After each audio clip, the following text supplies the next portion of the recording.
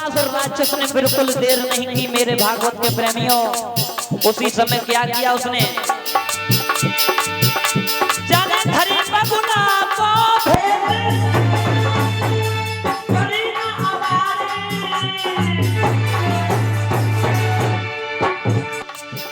और एक कहो है जहां पे आए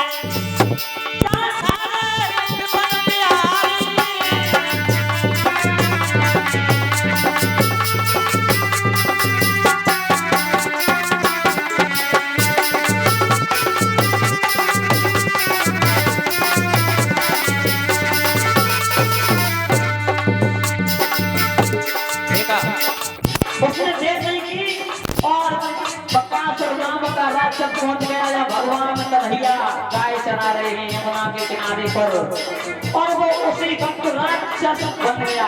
कौन सा? उसने बगुला का वेश धारण कर लिया, बगुला बन गया और वो मार के बैठ गया यमुना के किनारे। भगवान कन्हैया ने क्या किया है, महाराजा हाथ से पकड़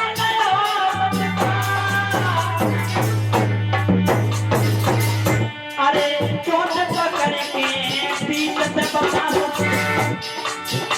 अरे चोट पकड़ के पीठ से बकासुर, अरे चलो पीठ से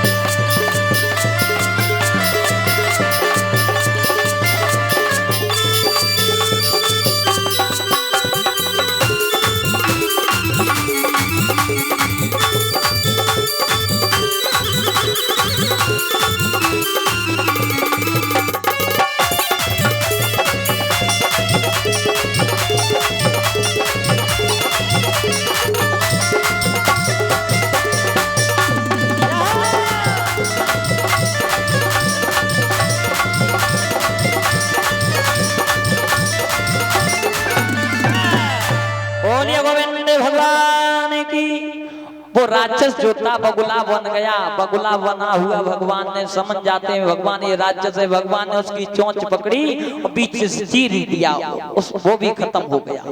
कंस ने जिस किसी को भी भेजा भगवान ने उसका वध कर दिया। आगे आइए, बड़ी सुंदर मार्मिक कथा आ रही है। जब भगवान कन्हैया थोड़े सयाने हुए हैं, सबसे पहले उन्होंने माखन चोरी का काम किया। एक बार सभी ग्वाल वाल दामा छदामी मनसुका संकीर्ण मदन गोपाल कहने लगे भैया, अरे भैया मनसुका, अरे मनसुका सुनना रहो, देख आज देख हम चोरी करेंगे। कौन के घरे पड़ेंगे पतो है? शीला भाभी के घर। शीला भाभी ना है माखन जमाने बड़ो नीको। तो मेरे भैया सभी ग्वाल वाल सना मिला करके इधर देखा, एक ने कही अरे कन्हैया देख डिल्ला मार के देख ले जा, मैं शीला भाभी है तो ना नो करके फेंको थे। अरे भैया कोई ना आ जा। सभी ग्वाल वाल शीला भाभी के घर में घुस गए।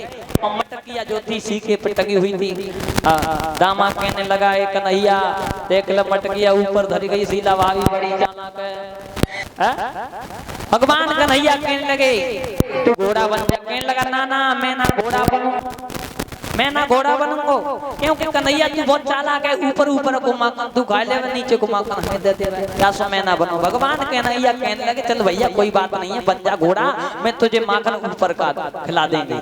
तो भैया घोड़ा बन गया, सभी ग्वाल बाल घोड़ा बना लिए। भगवान कन्हैया ने सीके पर पहुंच जाते हैं, मटकी में से माखन लेते हैं, खा रहे हैं, माखन खा रहे हैं। इधर शीला भाभी पनघट से पानी भर के चली आ रही है। जैसे ही घर में घुसी, ग्वाल बालों ने देखा कि शीला भाभी आ गई। ग्वाल बाल जो थे सब भाग गए, भगवान कन्हैया अकेले रह गए। एकदम से पकड़ लिया भगवान कन्हैया का हाथ, कहने लगा ए बड़े घर के बेटा हो इसलिए मैं कुछ नहीं कहती हूँ, तुम चोरी करना नहीं भूलोगी। उसी वक्त कहने लगी ए कन्हैया, यशोदा लंबी चौड़ी बड़ी बड़ी बात मारती है, कहती है कि हमारा कन्हैया किसी के घर पे माखन खाने नहीं जाता है, तुम तो आज हमारे घर पे चोरी कर रहे, चलो ऐसे नहीं सुधरोगे तुम, मैया के पास ले चलती हूँ। शीला ने भगवान कन्हैया का हाथ पकड़ा और कहा चलो आज मैया के साथ, मैया से शिकायत करूंगी तुम्हारी। तो उधर शीला जो थी भगवान कन्हैया को ले जा रही थी, उधर सामने से शीला का पुत्र आ रहा।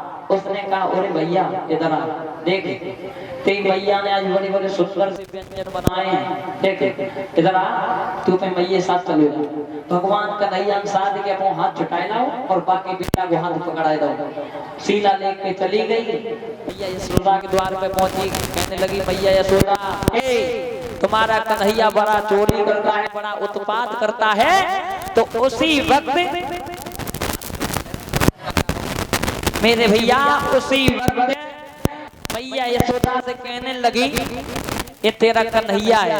एकदम से यशोदा कहने लगी अरे पगली नादान, अपना जरा ने घूंघट तो हटा के देख, मेरा बेटा है या तेरा है। जैसे वहां ने घूंघट हटा के देखो तो वहां ने दो तीन दत्ते जाड़ पाड़ जालंद जाड़ पाड़, कहने लगे ये लड़के पागल तू कहां से आ गया। जवाब दिया मैं रास्ता में। भगवान कन्हैया ने कहा कि तेरी मैया बड़े सुंदर से व्यंजन बनाए खवाने के लिए लेवा जा रही है। तो कन्हैया ने हमारा हाथ पकड़ा दिया। तो मेरे भैया तब तक भगवान कन्हैया भी आ गए। कन्हैया देख लिया कि हमें झूठो जोत लगाए रही वाले नहीं, मैं कभी चोरी नहीं करता हूँ। ये ग्वालिनियां मुझे थोड़ी सी माखन का लालच अपने घर में बुला लेती और सारे दिन हमसे काम करवाती, झूठा दोष लगाती। मैया मेरा कोई दोष नहीं है। मेरे भैया एक दिन का जिक्र है, इधर भगवान कन्हैया को मैया यशोदा ने समझा दिया बेटा तुम किसी के घर पर चोरी करने के लिए मन जाया करो, तुम्हारे घर पर 1.25 लाख गायें, कोई कमी नहीं है दद्दे और माखन की। आगे कथा को बढ़ाते हुए श्री सुखदेव जी महाराज समझाते हुए बोले हे राजन परीक्षित, इधर एक बार भगवान कन्हैया ने देखा है कि मैया अपना यशोदा जो है अपने काम में लगी हुई है, तो भगवान कन्हैया जो है वृक्ष पर चढ़ जाते हैं। वृक्ष पर चढ़ करके सभी गोपी सभी ग्वाल जो हैं घर में कूद गए और माखन को खा लेते हैं। मटकी फोड़ दी है, भगवान ने अपने घर में चोरी करने लगे हैं। मेरे श्रोतागण बंधुओं, जब चोरी करने लगे हैं मैया यशोदा ने कन्हैया को पकड़ लिया। ए कन्हैया ये बता जब माखन किन्ने खाओ। कन्हैया कहने लगा मैया मैया मैंने ना खाओ माखन जे हरे घर में एक कारी बिल्ली है ना, बिल्ली रहती है ना, उसने ये माखन खाया है, उसी ने ये मटकी गिरा दी सीके से, उसी ने मटकी फोड़ दी। मैया मैंने ना खाया। मेरे भैया एकदम से यशोदा कहने लगी अरे कन्हैया तेरे देख मुंह से माखन लगाए और तेरे हाथों पे लगाए और बिल्ली का दोष लगा रहा है। माखन तू नहीं खाया है और तू कहता है कि बिल्ली ने खाया है, बिल्ली का दोष लगा रहा है। मैं तुझे आज सुधार दूंगी, ऐसे नहीं मानेगा तू, इसका तुझे दंड देना पड़ेगा।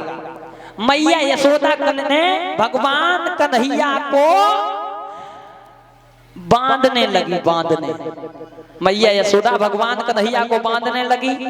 भगवान कन्हैया को बांध रही है लेकिन भगवान कन्हैया बंधने में नहीं आ रहे। मैया एक रस्सी लेके आई, बहुत 2 अंगुर छोटी पड़ गई। मैया जितनी रस्सी लेके आते हैं उतनी ही भगवान शरीर अपना मोटा कर देते हैं, बंधने नहीं आ रहे, 2 अंगुर रस्सी छोटी पड़ जाती है। इसमें भी प्रमाण है कि 2 अंगुल रस्सी छोटी क्यों पड़ी, क्या कारण हुआ इसमें 2 अंगुल रस्सी छोटी क्यों पड़ी, ज्यादा क्यों नहीं पड़ी? तो भगवान कन्हैया ने शक्ति एकमात्र शक्ति 2 शक्ति छोड़ी थी, इसलिए भगवान कन्हैया रस्सी में बंधने में नहीं आ रहे। तो मेरे भैया इधर मैया ने पूरे मोहल्ला पड़ोस की सब रस्सी लगाए दी, लेकिन भगवान कन्हैया बंधने में नहीं आ रहे। अंत में मैया हाँ पे गई, बैठ गई, कहने लगी करुएटा अब न बंधने में आई। तो भैया मैया हाँपने लगी। इधर भगवान कन्हैया ने देखा कि मैया बड़ी परेशान है, तो भगवान कन्हैया उस रस्सी में अपने हाथ से खुद बंध गए। ऊकल से बंध जाते हैं भगवान गोविंद, ऊकल से बंध गए। इधर मैया अपने काम में लग गई। भगवान कन्हैया ने अपनी दृष्टि बचा करके, मैया की दृष्टि बचा करके भगवान कन्हैया ने उस ऊखल को लुढ़का दिया। वो ऊखल लुढ़का दिया। द्वार पर 2 यमुना अर्जुन के वृक्ष खड़े हुए थे, उनमें जाकर के ऊखल को फंसा दिया है। जैसे ही ऊखल फंसा, भगवान ने अपना जोर लगाया, वो वृक्ष पुनः ही जमीन पे गिर जाते हैं। बोलिए गोविंद भगवान की। पे दोनों वृक्ष गिर गए। गिरने के बाद स्वयं मनुष्य के रूप में प्रकट हो जाते हैं। भगवान कन्हैया के चरणों पे गिर गए। भगवान कन्हैया उनका उद्धार करते हैं। ये यमुना अर्जुन नाम के 2 वृक्ष थे गोकुल में। इनको श्राप लगा हुआ था। पूर्व जन्म में ये कुबेर के बेटा थे, नल कुंवर।